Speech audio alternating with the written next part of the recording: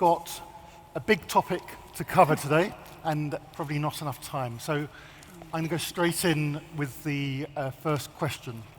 So the first question is, why don't we describe the scale of the problem that we're facing? In 2010, when I started in the sector, it was 700 million people lacking access. Today it's 990 million. That means the problem has worsened by 40%. And in that time, because the consequences of cooking on firewood and charcoal is premature death through indoor air pollution, we have lost 10 million lives. So we basically, during all this time of clean cooking projects happening here and there, we've lost 10 million people. We've wasted a lot of time because the problem has worsened, so we haven't even touched on actually solving it. Yep. So the problem is neglected. Yeah. So the scale is huge and it's scaling up. Yeah. It seems such a colossal problem. So, Katrin, I'm going to start with you this time. Why have the initiatives not lived up to expectations so far? To give you a very short answer, I think we're looking at the wrong problem. Yeah? And because we're looking at the wrong problem, we are creating more problems than solutions. For me, the reason why people cook on firewood and charcoal is not accessibility or availability of other cook stoves. It is poverty. People can't afford other sources of cooking fuel. So if we don't look at poverty, but instead disseminate cook stoves like crazy, we're actually disturbing the local private sector. Because free cook stoves given away by international organizations kill the private market in Africa that's trying to sell cook stoves. Yeah. So with every project, we actually create a much bigger problem, which is destroying the very basic for income generation. And when we consider poverty as the problem for clean cooking or not clean cooking, then why do we destroy the private sector that's there to generate income? So I think we're tackling it from the wrong direction, and I can give you an example from the biogas sector. 15 years ago is when the national biogas programs, the first ones, were launched. And until today, they have built around 100,000 biogas systems. And back then, I said, I don't believe this can work, because something very crucial is missing, and that's a business model for the people. And today, we know 90% of the systems that they have installed with millions of donations, euros of donations from the West, have failed. Now you have all these dead biogas systems there, and you have not created any benefit except for 15 years of experimenting and preventing that a private sector can develop in that space. So again, yeah, we're not helping in that way. Same thing with improved cook stoves. If we subsidize them with carbon credits, and a cook stove that normally is produced at $50 is then reduced and subsidized to $10, what does the local person who's trying to produce cook stoves, trying to sell them, do when somebody else comes from outside, subsidizes them through carbon credits? So I think we're not looking at the right problem here. You can give somebody a stove, but how sustainable is it? So the model needs to be more than just a donation, more than just here's a subsidized price for gas. So we need to look long term to say, how do we sustain this? But then there is also a cost that is involved in that. So wood, in as much as it's easily accessible, they can go get it. But if you're saying switch over, but then it's gonna cost me.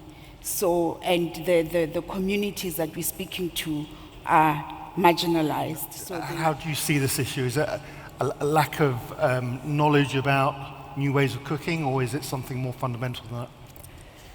I would like to transition from this question, which source of energy is better, and do people want to use it, and what are the considerations, towards what are your benefits from all the different types of fuel that you can use. And I think the user should have the choice. It shouldn't be one outsider decide, okay, this community now should use LPG and we push LPG, but give people the opportunity to decide which one is most beneficial for them. So now in the case of biogas, you have more than cooking energy. You don't just get a cook stove and a fuel, which is in this case biogas, to cook on, but you have an installation that manages your waste or gets rid of your cow dung. produces cooking gas, produces fertilizer, yeah, and in an ideal case also even generates you carbon credits. Yeah, so you actually have an income generating opportunity because you can sell fertilizer, you can increase your yield, you can sell gas when you have more than you need for yourself. So it's really about that benefit that you get from the particular source of energy.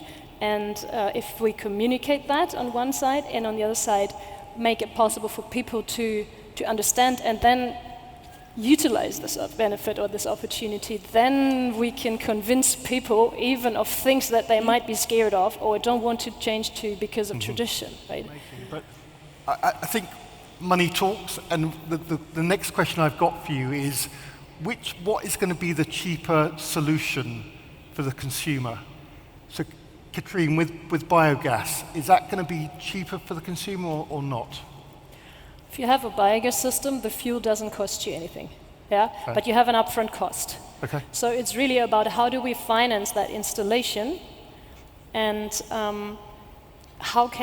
and what's the business model for the user? How can you, what kind of return on investment do you have, or how long is your payback period? Yeah? That means in terms of recurring cost, biogas, I would say, is the best. Yeah? There is no running away from the fact that there is a cost implication, and that is why today there are people that do not have access to this because of that cost, and they are deemed to be energy poor. I want to come back to the costs, because you said, what is the price? Is it too expensive, right? Now, when we consider the price of cooking fuel, now what's the life of a woman worth who dies in the smoky kitchen? Mm-hmm. I think we have to tackle it from a different perspective. Yeah? And now subsidy is not going to lead to a fair market and to greater diversity. When we talk, we want to give people a choice of the fuel, make their own decision, then I don't think subsidy of one product will help, because it will lead to an artificial solution. It is not a real solution then. Yeah, and it's going to be an expensive solution for the government. Mm-hmm. Yeah, so I think we should put much more emphasis and also energy and thought into building the business models that lead to somebody making the decision and make it worth for somebody to actually invest. And I also think Africa should claim one problem as a very serious one. Now, clean cooking, or the lack of access to clean cooking, results in extreme deforestation. Yes. Yeah? Mm. And that is not just Africa's problem, that's a global problem. That leads to a lot of carbon sinks being destroyed that we so urgently need for our climate. Now, if I was going to COP as an African leader, I would say, guys, we're really heavily contributing to climate change because we are clearing our land. Yeah. We need to stop this. We need to reforest or afforest our land, and we can only do this when we have access to clean cooking technology. So we need to build a model that actually allows our people to be rewarded for building back that forest. Yeah, because they can't afford it. So we need to put some thought into the business model. So it's interesting, because we've moved from the consumer to the government, and then Katrin, I think it's the first time it's been mentioned business. Yeah. Is there any other players or any other resources other than those three things that are needed to make this successful? First, we need to recognize that everybody needs to cook. It's a $40 billion market at the moment, and it's going to increase. Yeah. Why do we leave it up to mostly aid organizations or subsidy to solve the problem? Why don't we bring the big players on board? That's why I'm here. I want to ideally bring the oil and gas industry into the picture, and one of those ideas is to, for example, streamline CSR projects, streamline carbon offset. Why do we need to go into sectors that with energy corporates don't really understand, like hospitals and schools and planting trees? Why don't we stay in the energy space? And while we're extracting resources from Africa, selling them outside, why don't we then take care of energy right there in the communities where we're working. And I think we need that player on board. We need them really on board. Just before I come to you, Hadi, let me just ask one supplementary question to that. So why do you think the oil and gas industry is not bigger into this space at the moment? I don't think it's recognized as something beneficial. It's again this idea of clean cooking being a charity somehow, yeah? And the people we're dealing with don't have the power, the purchase power, yeah? But they do. They already buy firewood and charcoal. I mean, it's not lying around and you just pick it up. So I don't know why it's not being recognized. I don't have an answer for that. So maybe I can give one of my thoughts before I come on to Hadi. So, I mean, if you look at the oil and gas industry, it's very good at devoting resources to things it doesn't really understand, like schools and hospitals, and contributing to the community in that sense. And actually, I think if you get those CSR initiatives into this industry, which is hopefully an industry they do understand slightly better, it just seems far more a better synergy for them. Absolutely. Than attempting to build a school or hospital. Exactly, and I think I do have the answer now. I know why, because the sector is so diverse and dissected. I mean, we have so many little players, and it would be very difficult for big corporates to work with small stove manufacturers, or I don't know how it is in the LPG space, but also biogas installers. Like there is not no one-stop shop where you go to and say, okay, can you take care of that cook stove problem for us in country X or community Z? So we're working on something that we could have. We'll work on it afterwards. Yeah, I won't say it yet. What are you doing as a small business in order to promote biogas for use within the community?